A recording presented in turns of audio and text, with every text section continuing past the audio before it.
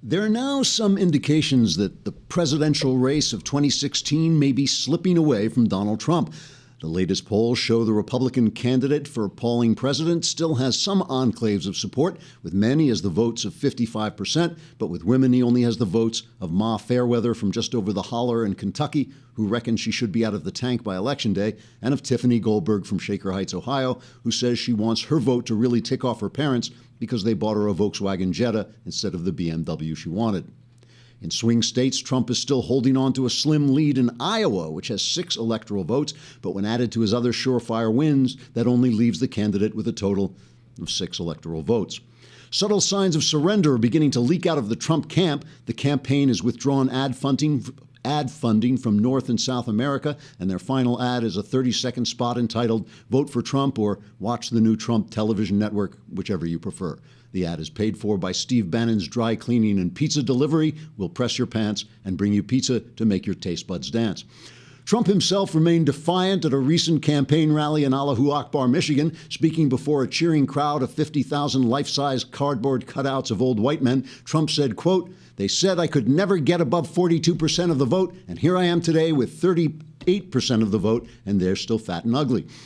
Hillary Clinton's campaign was also said to be displaying fresh signs of confidence. In the latest Wikileaks hacks of Clinton's emails, the Democratic candidate for deeply sinister president is found writing to her campaign manager, John Podesta, that her first order as president will be to set the cities of her enemies to the torch and slaughter the residents as they try to escape. Mrs. Clinton goes on to write, quote, "Now at last I am free to manifest myself in my final form as the great dragon of the end of days. How I will delight at the screams of the unbaptized as they are shoveled into my fanged maw and swallowed into the eternal fires of my inner being. For the earth is bequeathed to me as my playground, and all who delight in sin shall be the nourishment of my black soul from everlasting unto everlasting." Unquote.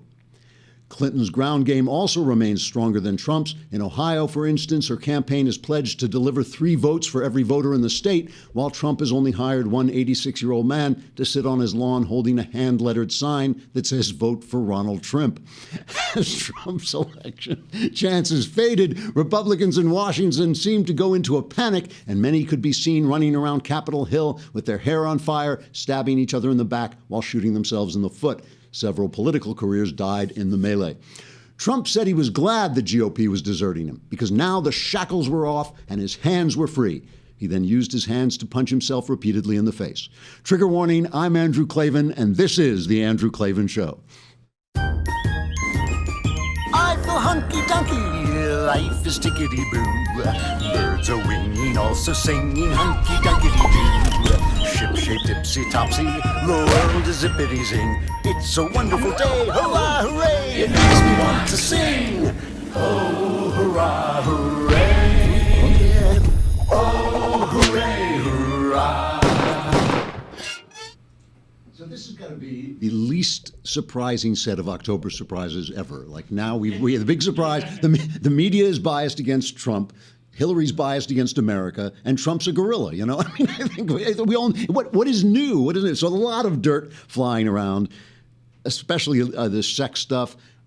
Yesterday, I could not believe it. Did you see this Obama erection tape? I mean, I have to bring this up because it's Obama on the plane as a senator. This was a long time ago. He's still a senator. And for some reason, he becomes aroused in the middle of this phone call. God knows what he's talking about doing. And he stands up and starts displaying this to the girls on the reporters on the plane. And they're shouting, "Sit down." I couldn't tell if they were shouting, "Sit down" to him or like, "Sit down, you're blocking my view," you know? So, and CNN had this tape and they said, well, they sat on it for years. And I thought, well, CNN sitting on Obama's erection is just about right. I think that tells us exactly how that works. So now, I'm sorry, but you know, it was my fault?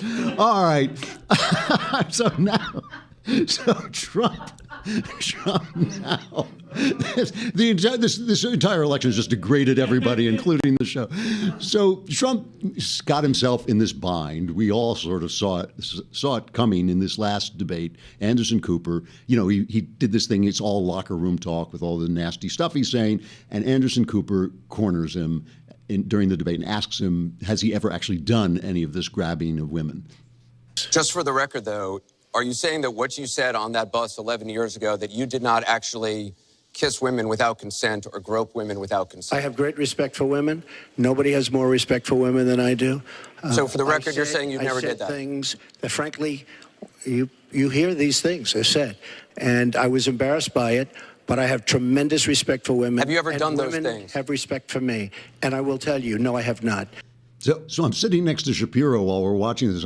Shapiro's going, oh, he fell right into this, because we all know that now they're going to start trotting out the women. But of course, what could he do? You know, I mean, you ask a question like that. I tell you the secret. This is a little inside pro tip. If you want to get out of that situation, don't attack women. You know, then, because that'll get you right out. You know, then you can just tell Anderson what he can do with Obama.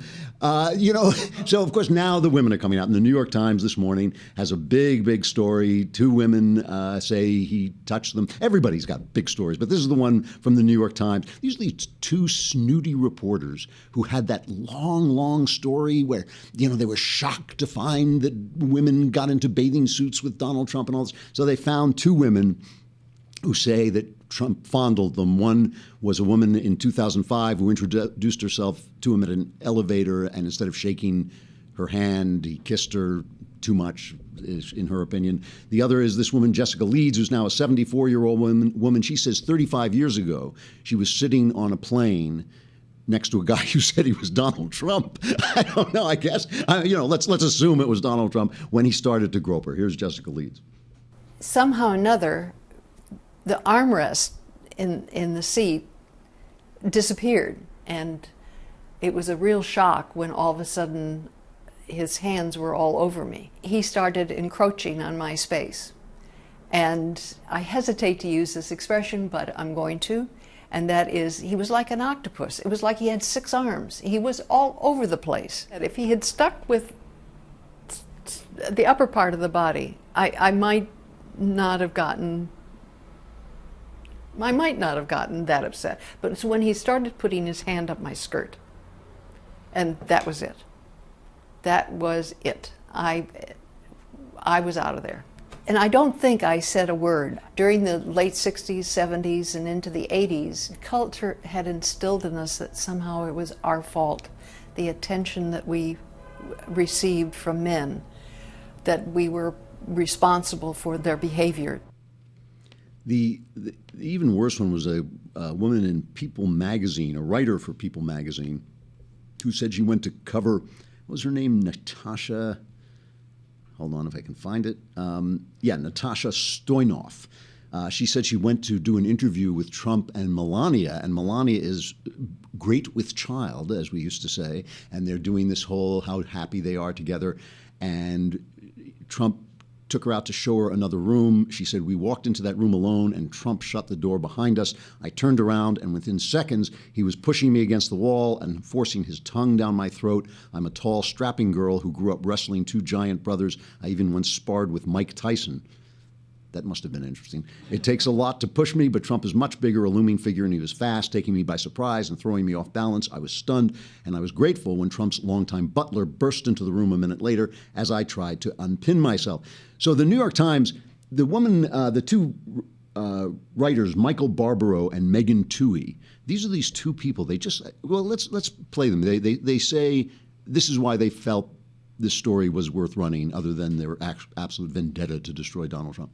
What we do is we interview the women in both cases more than once to make sure we had, what they told us in their emails and, lined up with what they told us in interviews. And then we also, in both cases, these are women who had shared their stories with friends and family. In the case of the 22-year-old, she immediately made a phone call to her sister right after this happened. She went home that night. She told her boyfriend, so we talked to the boyfriend, we talked to the sister. In the case of Jessica, we talked to, other people she had told as well. And did you talk to Donald Trump?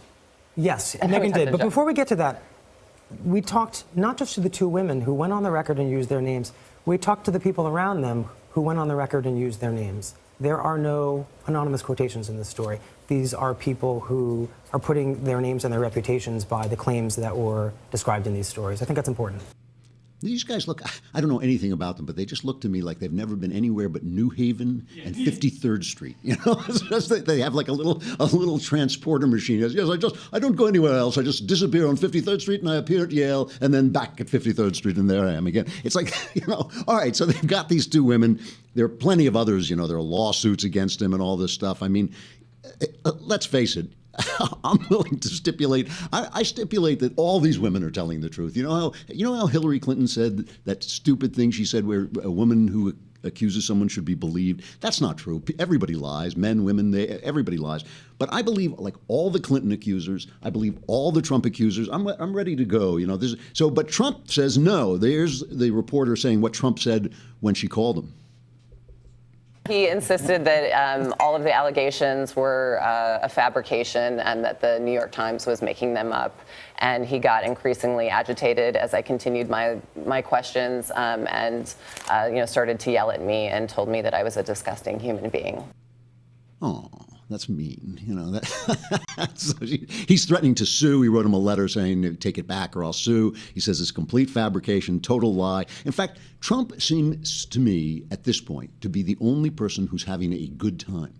You know, he actually seems like he's having a good time. It's funny because, you know, his campaign looks like it's going down the drain. It looks to me like it is. It may not be. You know, I'm willing to believe that everything could turn around. But he's threatening to lose the House and Senate. The GOP is running. They're going back to him. They're running away from him. They don't know what to do. They're in a complete panic. But he is now in his element because he's attacking everybody. When he said the shackles are off, I'm free, he meant it because he's like alone against the world. He's making his speech and he starts in on the press. Well, let's just hear him. He's just going off at random, sort of half on the teleprompter and half on his own. The corporate media can't report on the establishment because the corporate media is the establishment, such a big part of it. We're going to break up the special interest monopoly, and we're going to win this country back for the American people. We're going to do it, too.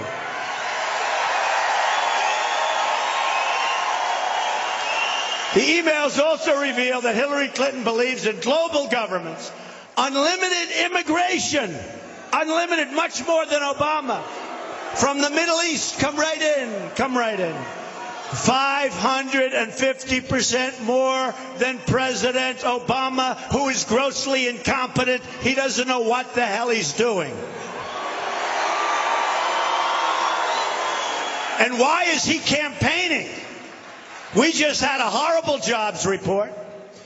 We have no growth. You saw GDP at 1%. We have no growth. We have a horrible jobs report. China is ripping us off. Japan is ripping us off with the cars. Mexico has a unbelievable deal with us, both on the border. I mean, look at our trade deficit with Mexico. He's just having a feel. He went into a routine. I didn't bring it in, but he went into a routine. It's apparently hot where he's talking, and he said, I'd like to see Hillary Clinton do this for an hour and talk like I'm talking. And then he does an imitation of her as this decrepit old crone. You know? He's just having a great time while the GOP goes up in smoke and down in flames. You know, I mean, I think that's it. So at least somebody's having fun. I think that's the important thing. And the WikiLeaks thing. So this is the other side of this, the WikiLeaks thing. This is hilarious. I mean, this is hilarious. WikiLeaks has now released maybe 6,000 emails, right? It's all this stuff, and there's nothing yet. There's nothing yet where it's like Hillary Clinton ordering somebody get dead or something like that. You know, I don't know what could happen at this point that would let us know that Hillary Clinton is more corrupt than we already know she is. I mean, this is the thing. But there is all this embarrassing stuff coming out. Here's the headline in the New York Times, right next to their, two women say that 35 years ago Trump groped me, whatever. Here's the headline. Trump is embracing an unlikely ally, WikiLeaks. Donald J. Trump and his supporters are increasingly seizing on a trove of emails from Hillary Clinton's campaign that WikiLeaks has been publishing. This is Klavan's second rule of MSM journalism, right? If there's a scandal on the left, the scandal's about the scandal. If there's a scandal on the right, the scandal is about how did they get that information. You shouldn't go into a Planned Parenthood and take secret pictures of them devouring children. That's a terrible thing to do. All right, well, maybe devouring grandchildren might be wrong. It might be wrong, but, to take pictures, that's terrible. That's a terrible thing. Valerie Plame, how could you release the name of Valerie Plame? Never mind that Bush was right about Saddam Hussein getting nuclear material, never mind that.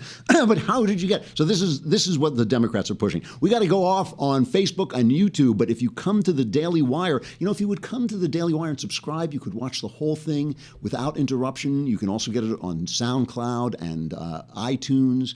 But for a lousy $8 a month, you get me, you get Ben, you get everything. You could be in the mailbag next week. Come on over.